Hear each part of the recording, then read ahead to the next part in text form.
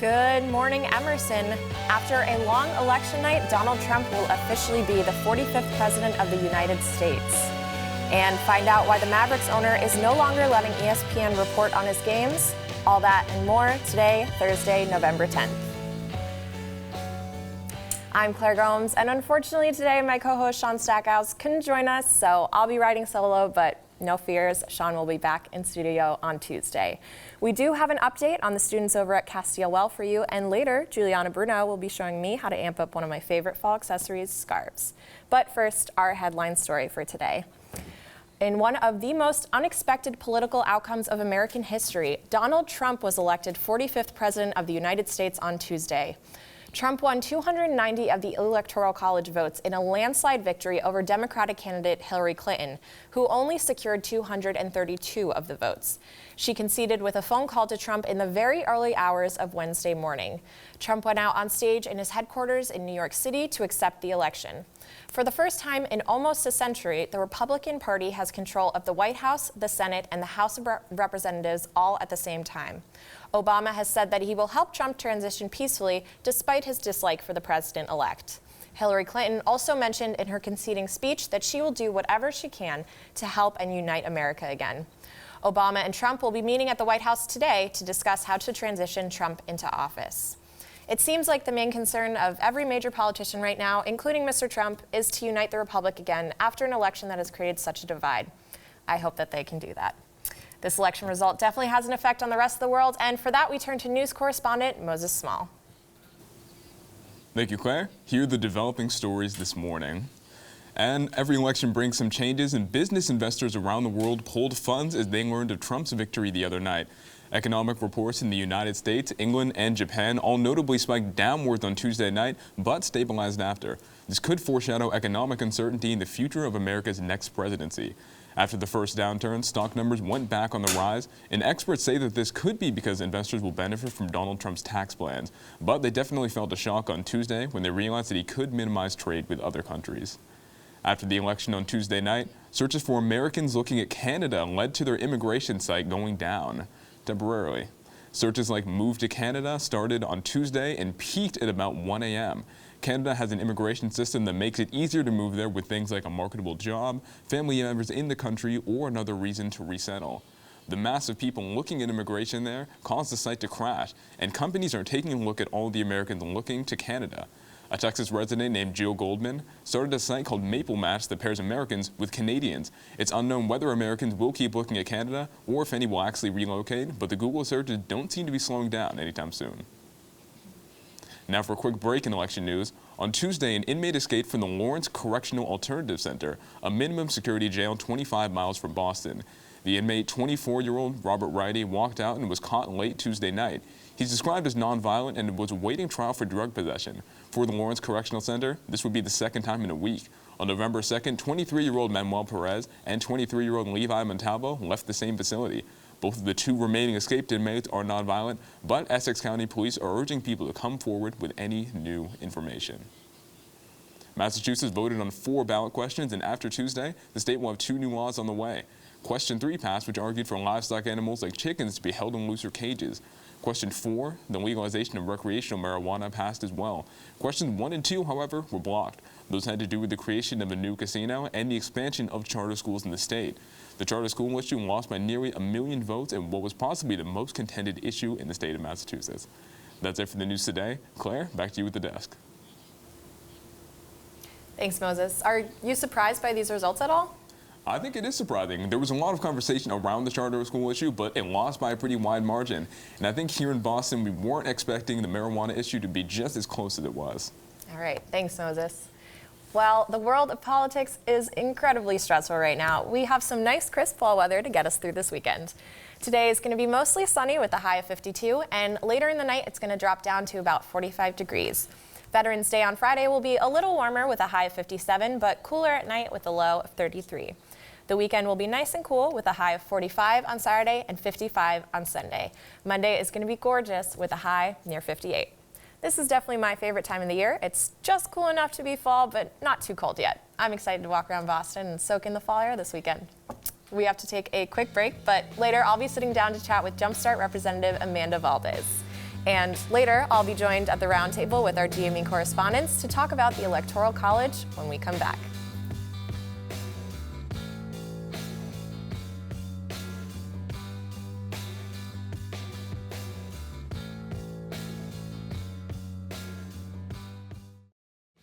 Welcome back to Good Morning Emerson. I'm joined by Jumpstart representative Amanda Valdez. Hi, Amanda. Hi, thanks so much for being in studio today. So tell us, what is Jumpstart? So Jumpstart is a national early childhood education organization that recruits college students and community core members to serve preschool children in low-income neighborhoods. Awesome. How long have you been involved in the program? So I'm a freshman, so this is my first semester. Awesome. Yeah. What got you involved? Like, what made you want to start doing Jumpstart? So initially I thought Jumpstart would be the perfect work study opportunity, and it would be an asset to my major as I want to become an SLP and work with children in the future. But as the weeks have progressed, I realized that it's more than that, and I enjoy the connection that I make with the kids, with my Jumpstart core members, the teachers, and even my site manager, so it's been really nice so far. Yeah. Tell us, what was it like when you first got started? What was the process like? And going into it, did you have any expectations? What was it like? So I first applied through the Jumpstart website, so it's jstart.org, and through that there is a training process, and you just learn a lot about the program before you begin. So even if you haven't been exposed to the program at all, you go through training, so it gets you confident to work with the children. So far it's been really nice. We have 2 implementations a week, so there's session done 2 times a week, and then you go yourself on your personal time to do classroom assistance time. So you work with the teacher and you have more time with the kids, so you really have the opportunity to work with the kids and just make sure that you're doing your job and putting them first in the program. How has it been visiting the schools so far? Can you tell us a little bit about the schools and about those volunteer hours that you do? Yeah, so I work at the South Boston Neighborhood House, and it's been amazing so far. There's about 13 kids in the classroom, so you really have a time to be one-on-one with the kids, and it's just been very nice so far. So when you're sitting down with the kids, are you helping them with homework? Are you teaching them new things? What are some of your duties in the classroom? So 2 times a week during session, I go in with my group, and we have a structured outline to follow. So we read with the children, we do activities, and we have time to they have time to play, which is very important in the program. And then on the Fridays, which I go to do my classroom assistance time, I pretty much just assist with the teachers within the classroom and just help them with the kids. Have you been enjoying it so far? I've been loving the program. Perfect. What's the goal of Jumpstart nationally? So the goal of Jumpstart is to help the children develop language and literacy skills to help them be prepared for kindergarten. So we work on closing the achievement gap so the kids will not be so far set behind in their because of their neighborhoods. And are you seeing that difference in kids? Do they seem to be enjoying the program too? Definitely. When you walk in, Jumpstart's here and you can see the smile on their faces. So even just walking in, just putting a smile on makes a difference in the program. Awesome. And any student can get involved, right? Yeah, any student can get involved. If you have a federal work study, you can join in through that. And you can also just be a volunteer. Amazing. Thank you so much, Amanda. Thank you for joining us in studio today. Thank you. For all our sports updates, we go to correspondent Augie Vanderveer. Thanks, Claire. Here's the news from the sporting world. The Grizzlies and Nuggets battled down to the wire last night. Let's look at some highlights. We'll start it off with a Mike Conley-Marcus All pick and roll. It ends up in a beautiful reverse dunk. Then a nice 2-man game with Vince Carter and Marcus All. Vince had 20 on the game, making him the oldest player since Michael Jordan to score 20 in a game. Failed Zebo post-up, ends up with an Emmanuel Mudiay hoop and a harm to cut the lead in the 4th quarter. He hits the free throw, making a 3-point play. And then late in the game, they get the lead with a Jokic jumper assisted by Mudiay.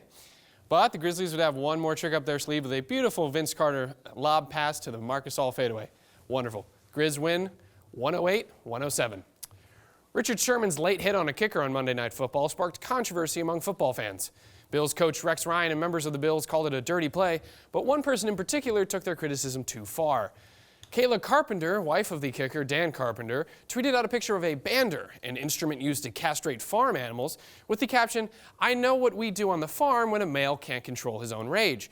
Hashtag lucky I'm not there, hashtag Sherman, hashtag act like an animal, get treated like one. This is absolutely disgusting. The treatment of Sherman as an animal to be tamed is nothing less than abhorrent and racist." Sherman responded to the tweet on Twitter and to the media Wednesday. It's not surprising at all. I mean, this is a day and age, you got Ku Klux Klan running around. You know, people say whatever they want, and there's very little consequence. For her to say something like that and then have a BS apology like she did, I mean, it's just the way of the world. I don't let it bother me. It's something I'm very used to. It's just the way people are. The way people were raised. Ignorance has always been in the world. The core of this country has been built off slavery and people owning people. So, anytime you understand that's the core principles of the way a nation was built, then you got to have some kind of, sympathy for it. That apology he was referring to features Miss Carpenter calling the threat of mutilation a joke, and she goes on to say that she did not realize the tone of racism that would dominate the response. Further on, it was never intended to be related to race. Simply not enough. Mavericks owner Mark Cuban has revoked the press credentials of 2 ESPN employees out of fear of a robot takeover. Cuban revoked reporters Mark Stein and Tim McMahon's press passes. The Mavericks are also barring any future ESPN.com reporters from the Mavericks' home arena.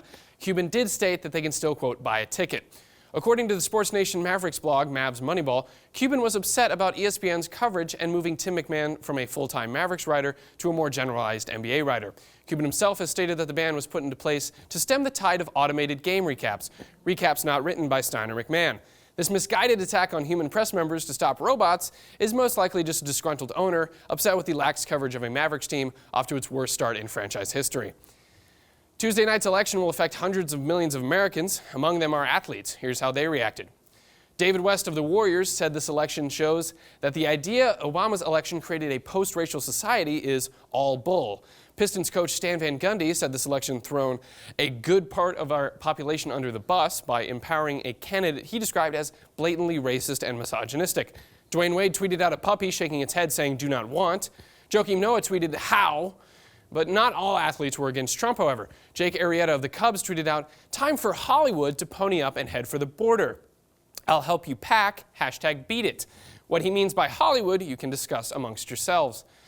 On the local side of things, Brady, who came out in support of Donald Trump before the election, has kept mum so far. Trump at a rally Monday told supporters that Brady called to tell him he voted for Trump, and Trump went on to read a letter from Bill Belichick stating that Trump dealt with an unfair media and had come out beautifully. The authenticity of the letter was confirmed by Belichick, who went on to say his relationship with Trump motivated him to write the letter, not any political motive. Any follow-up questions were met with a blunt rebuttal of Seattle. And that's all there is from the sports world. Back to you, Claire. Thanks, Augie. And now for our GME segment this morning, we're going to send it across the Atlantic, where we could all use a break, I think, right now, to Amsterdam with our Castile reporter, Chloe Thibault.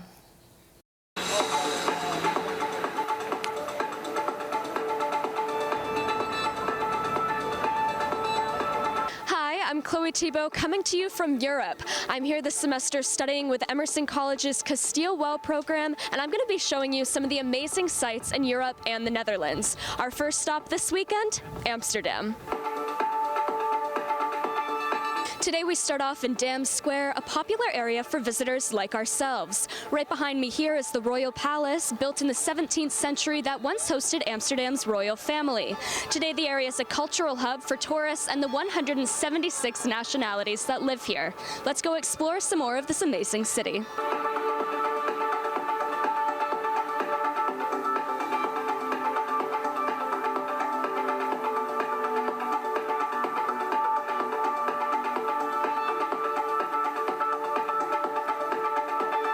After a long day adventuring, we came to the Indonesian restaurant Indrapura for a complimentary meal. This cuisine is popular in the Netherlands since Indonesia was one of the country's former colonies. We all certainly enjoyed it. Apart from its food, another of Amsterdam's unique factors is its government system. The Amsterdam Museum gave us some background into how the country functions today. Here we learned a lot about the history and the current liberal nature of the Netherlands.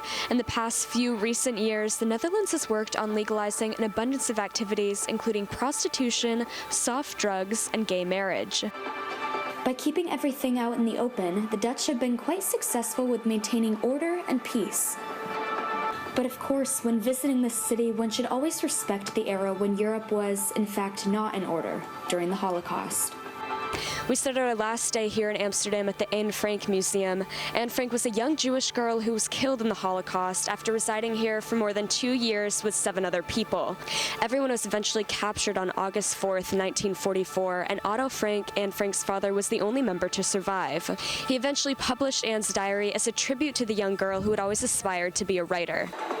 With its abundance of history and diversity, Amsterdam was certainly a wonderful place to visit. I can speak for many of us by saying we hope to return. Thank you so much for joining me in Amsterdam. For now, this has been Chloe Thibault for Good Morning Emerson. I'll see you next time. Though the American people voted this past Tuesday, the Electoral College is set to vote in December. Today, we'll be discussing that at Roundtable. So let's talk about the whole idea of the Electoral College. When the American people go to vote on Tuesday, we're not voting for the actual candidate. We're voting for the electors to go and vote for the candidate. Do I have my facts right, Moses? I think so, and it's interesting because not every state even has laws legally binding the electors to vote in the way that their people voted. And so it's a little bit like the idea that you're electing your congressmen, your senators, in order to elect a president. So it seems kind of like a separation in between the two, and it's kind of an outdated idea. Yes, I think that's the thing that confused me the most about the Electoral College. I know a lot of Americans are kind of confused about it, is that we're electing these electors, but do they necessarily have to listen to what we have to say? Augie, any thoughts? There's been a very short history of defector electors, but they're very, very few and far between. I wouldn't expect any defectors this time around. The party selects people that they pretty well trust to just follow out the orders. I think so too. Yeah. And I think that the Electoral College also brings up this idea of the popular vote versus the actual vote, which was something we also saw in this election. Hillary won the popular vote, but Trump won the more electoral votes. Rue, do you have any thoughts on this? No, definitely. I'm still getting used to all of this. This is my first American election, so these... Welcome. I know, thank you. These elements are all kind of new to me and just understanding that, but yeah, it's a pretty crazy time. I mean, I can't say... I am surprised, but I think considering we've recently had Brexit at home, for me, anything can happen these days. Anything is shocking, and this is really just the icing on the cake for me and the world going a different direction. Exactly. And how has that been, this being your very first election? Not only in being, I know for a lot of us, this was our first election where we could vote, but this was your first election living in the U.S. Yes. How has that been? It's been pretty crazy. Definitely the way everything is a lot more personality-based and focused on the particular candidate rather than the party, and they can veer away from the party, so that's quite interesting to see how it can be so personality-based and people really can veer away from their own views just because they like the personality of someone or the like of someone or dislike someone else so greatly. And yeah, so that's definitely an interesting element that greatly differs from what I'm used to back home. Yeah, it's definitely nice to get a fresh perspective on the whole American political system, which I think can be a little confusing at times and a little bit outdated. Augie, any thoughts? Certainly outdated. The founding fathers put this into place to protect our government from lizards basking in the sun, as they described the populace. It is a very outdated system. It's meant to empower smaller states with less population, but we see that backfire when the general population elects a different president than the Electoral College. This has only happened a handful of times, but when it does, it's fairly egregious. Mm-hmm. And the flip side of that is that states that have large electoral votes, large number of them, a candidate can win just a few of those and take over the whole Electoral College, but they can gain a bunch of small states and not have an advantage there. Moses, any thoughts? Exactly. I mean, it's all about where the popular votes are coming in. Hillary Clinton had more, but not necessarily in the right places. And it just seems like there are a lot of disconnects in this election, especially because according to Pew Research polls and just through speaking with people, you find that the biggest reason for supporting a candidate is just dislike of the other. Exactly. And so this one is not really seeing like people having their ideals being met right now. Yeah, I think it definitely shows some areas we could improve in our political system this election. But thanks for sitting down and chatting with us, guys. We have to take a quick break, but when we come back, find out what celebrities had to say about this election. And later, Juliana Bruno will be in studio to help me out with my accessorizing when we come back. Welcome back to Good Morning Emerson. We have Ruby Vishnik in studio with all of our entertainment news and updates. Thanks, Claire. Here's the update on the entertainment world. Former Star Trek actor George Takei woke up early on Tuesday morning to come up with the perfect tweet about Donald Trump. Takai wrote, "Overheard, Trump's next reality gig won't be the host for The Apprentice. Instead, he's on The Biggest Loser." The following day, the actor decided to use his platform in more of a serious manner. He wrote a moving Facebook post about all he's seen and been through in this country as a gay Japanese-American man who spent years growing up in an internment camp. Despite the hatred he's witnessed, Takai promised voters that the forces of reason, compassion, and equality always prevail. Fans have responded to this post since the results of the election were announced, stating that they hope these words can still ring true despite the new president. While the rest of the nation watched the election coverage in shock, Snoop Dogg decided to take some time to celebrate California legalizing weed. The state of California voted to legalize marijuana Tuesday night with the success of Proposition 64, which outlines a 15% tax on all retail marijuana sales, making Snoop very happy. He tweeted, "We just legalized marijuana in Cali. # smoke weed every day." Prince Harry has officially confirmed his relationship with American actress Meghan Markle. A statement was released Tuesday morning from Kensington Palace in order to prevent any further damage being done to Markle or those surrounding her. In the statement, Prince Harry comes to the defense of his girlfriend after seeing the abuse and harassment she has received in the last week. The statement read, "The racial undertones of comment pieces and the outright sexism and racism of social media trolls and web article comments have been some of the abuse that Markle has experienced in this past week." It goes on to say that photographers and papers have been bribing her ex-boyfriend, her friends, co-workers, and family for any kind of information. On Sunday, Mel Gibson, 60, and his pregnant 26-year-old girlfriend, Rosalind Ross, hit the red carpet at the 20th Annual Hollywood Film Awards in Beverly Hills.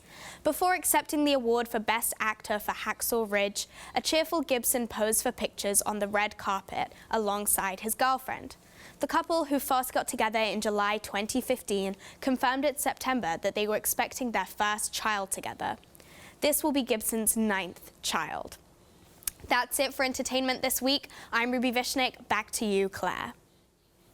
Thanks, Ruby. I know one of my favorite parts of the winter season is the accessories. So to help me out with some new ways to wear them, I'm joined by Juliana Bruno. Hi, Juliana. Thanks for being here. Thank you for having me. So scarves, like you said, are a really great fall accessory, and there's lots of different ways to wear them. So I'm going to show you a few different styles. I know I'm lazy and I just do infinity scarves all the time, so yeah, gotta help me out here. All right, so what we have here are blanket scarves, and blanket scarves are really cool because they're super wide, which makes them versatile. So I'm just going to show you different ways you can utilize them. Perfect. All right, so the first one that we're going to do is you just take it and fold it in half vertically like this. All right. And then you wrap it around your neck like so. And just take one side of it and pull through the loop. Mm-hmm. And then we take the other side and tie it in a knot. Ooh. We pull up and then drape it right over like that. That's perfect. Yeah, did a good job. Thank you. Up in my welcome. Scarf game. It's Yeah. something fun and different. I know normally I just wrap it right around once, but this adds a nice little touch It's to nice it. and close to your neck to keep you warm, but it's still a different way to tie the knot. Okay, so the next one that we're going to do is a lot different. So if you take the scarf and kind of unfold it to its widest position and fold it halfway, like hamburger style. The other way was hot dog style. Oh, I see. Call it. These are pretty nice scarves. Where'd you get them? This one I actually borrowed from a friend, but that one I believe is from Macy's, and they have a very extensive scarf selection. Okay, so we have it wide like so, and you're gonna fold it kind of in a triangular fashion. It won't be perfect because they're rectangular, they're not square. So, perfect. So once you have it like that, you just drape it over like so. Mm-hmm. Take the excess, and just tuck it right under, and it adds a lot of volume to it.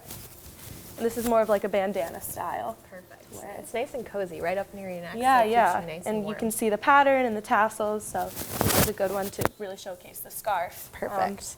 You mentioned that Macy's has some kind of expensive scarves, and I know I hate spending money on accessories. So do you have any suggestions for places that would have a little bit cheaper scarves? Well, the great thing about scarves is they're one size fits all, so they're a great thing to get online. Honestly, Amazon probably has a decent selection, and you can be really stingy on Amazon because you have so many options.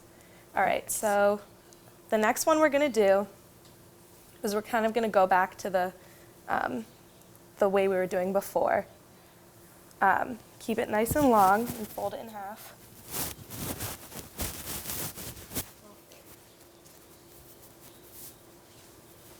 All right, and we're going to take both sides, bring it over the front. Keep your hand in this loop to keep it open.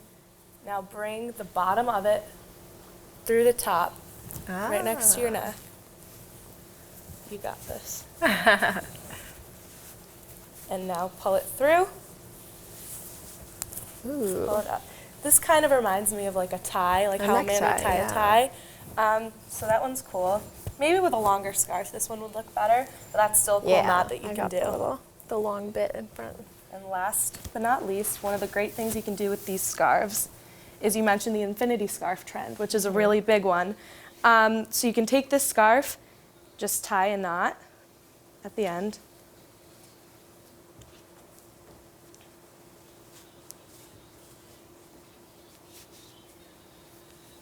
Perfect. Like so. Once you've done that, you can just wrap it around yourself twice. That's so And there you go. Because I know there's so many blanket scarves that I wish would be infinity scarves. So Right. now I have a solution to the problem. Yeah. Thanks so much, Juliana. I know I'll Thank you be for having using me. some of these in these next few weeks. That's all the time we have for you today. Thanks so much for watching. Have a great Veterans Day weekend, and Sean and I will see you on Tuesday.